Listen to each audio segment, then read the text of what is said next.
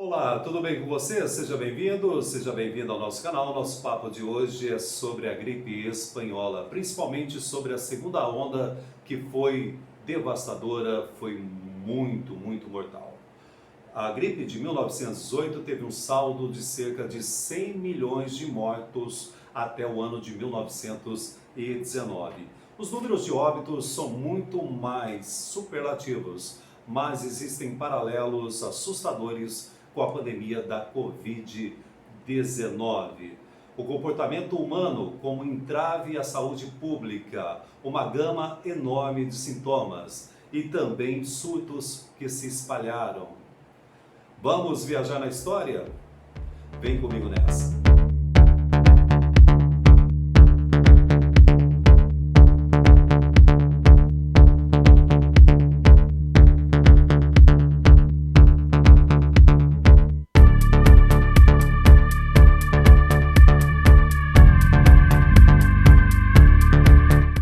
Pessoal, a pandemia da gripe espanhola ocorreu em 3 ondas, da primavera no hemisfério norte de 1918 ao inverno de 1919. A primeira onda, ela ocorreu entre março e junho de 1918 e ela foi relativamente amena.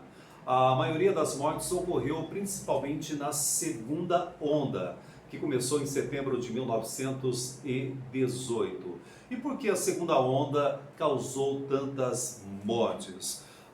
Existem várias teorias, uma delas é sobre a mutação do vírus, a mutação que ocorreu em relação ao vírus inicial. E também a questão dos padrões de movimento e também de comportamento da população. Principalmente o comportamento negacionista em relação à ciência. A segunda onda ela foi tão avassaladora que levou algumas pessoas, inclusive médicos, a pensarem que estavam vivenciando uma nova doença. O mês terrível, o mês que nós tivemos mais mortes nessa segunda onda foi novembro de 1918. E uma curiosidade, um desfile na Filadélfia, realizado no dia do armistício, aí no contexto do final da Primeira Guerra Mundial, em 11 de novembro, acabou infectando milhares de participantes. A gripe de 1918 atingiu toda a sociedade. Aproximadamente metade das mortes aconteceu entre jovens adultos, na faixa etária de 20 a 40 anos, fazendo um paralelo aí com a Covid-19. Principalmente na primeira onda da doença, nós tivemos a grande maioria de mortes entre os idosos. Esta segunda onda que nós estamos tendo mais casos relacionados às pessoas jovens. Na segunda onda também da gripe espanhola, nós tivemos o fechamento de escolas, espaços públicos, vários eventos foram cancelados. As autoridades impuseram várias leis, uma delas o uso obrigatório de máscaras e também teve uma lei que era a lei anti-cusparada. Essa lei proibia cuspes em público, né? O que acontece? Os municípios dos Estados Unidos, os prefeitos, as autoridades municipais impuseram multas aos cidadãos que não cumprissem essas leis. Mais um exemplo, o Marechal-Geral do Exército dos Estados Unidos cancelou em outubro de 1918 uma chamada para o exercício de 142 mil homens, apesar deles serem necessários na Europa nesse contexto do final da Primeira Guerra Mundial. E quando nós pensamos na pandemia, na questão da Primeira Guerra Mundial, que vai até 1918, os Estados Unidos entram na Primeira Guerra Mundial e decidem essa guerra. Quando você pensa no contexto da gripe espanhola, nós temos gerações jovens, né, que para eles, tanto a pandemia quanto a Primeira Guerra Mundial tornaram-se experiências centrais de suas vidas. E muitas crianças, né, ficando sem os pais por causa dessas duas tragédias. Observem essa imagem que eu vou mostrar agora para vocês de duas crianças, dois alunos, né, indo à escola com máscaras, que era obrigatório o uso das máscaras. E nós tivemos muitos e muitos protestos, uma reação contra o uso de máscaras, citar como exemplo São Francisco, no final de 1918, início de 1919, as pessoas já estavam com o saco cheio, vamos dizer assim, de usar máscara, de seguir regras. O que acontece? Tivemos muitas e muitas manifestações falando contra o governo, falando que essas leis estavam atingindo a liberdade individual, a questão da violação dos direitos individuais. O que acontece? Essa lei ela não foi renovada, ou seja, deixou de ser obrigatório o uso de máscaras, isso na cidade de São Francisco, ou São Francisco, né? Qual que foi a reação disso? O que aconteceu? No início de 1919, nós tivemos um pico da doença em São Francisco e eles tiveram que voltar a usar máscaras. Qualquer paralelo com a nossa realidade atual em relação à Covid-19 não é mera coincidência.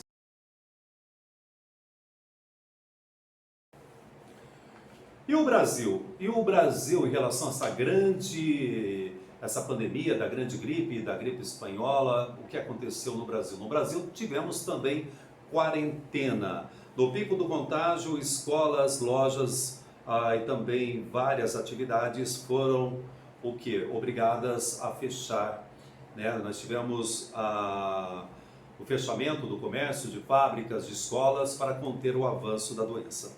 Já os campeonatos esportivos foram cancelados e adiados, assim como apresentações artísticas. Segundo relatos de cidadãos da época, o medo de sair às ruas e ser contaminado era tão grande que havia concentração de corpos pelas ruas das cidades, principalmente das grandes cidades, tipo a capital do Brasil, que era o Rio de Janeiro. Grande parte das vítimas da gripe espanhola foram enterradas como indigentes em covas, em valas coletivas.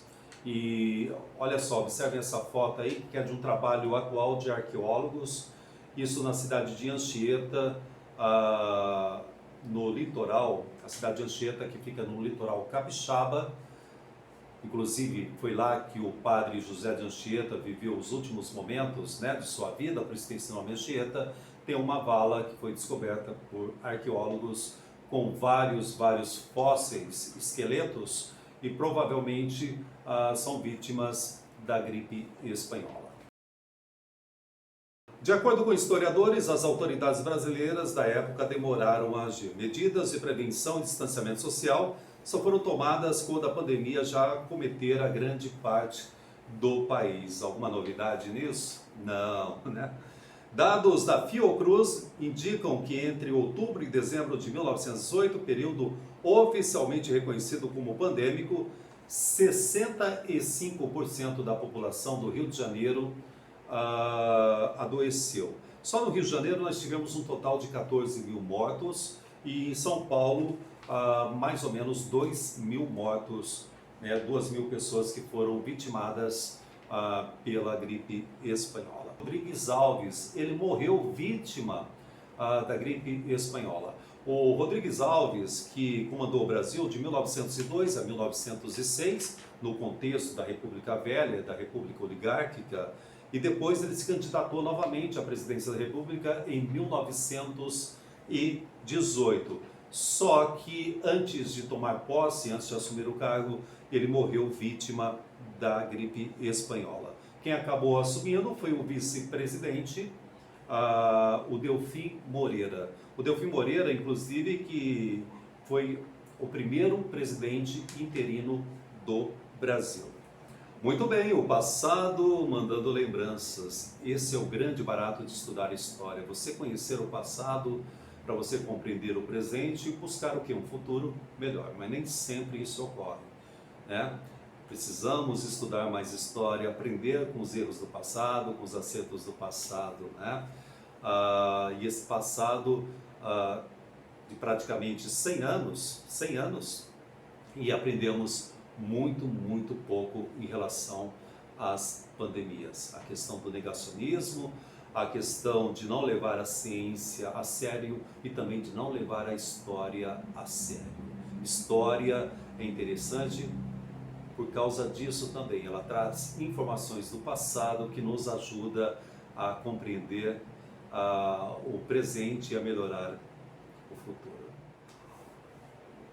Muito obrigado a você que esteve comigo aqui em mais este vídeo no nosso canal. Se você curtiu o vídeo, curta aí. Se você curtiu, curta. Se inscreva no nosso canal, compartilhe o vídeo, enfim, acione as notificações. Ajuda aí, ajuda aí o canal, tá? Abraços fraternos, até o nosso próximo assunto aqui no nosso canal.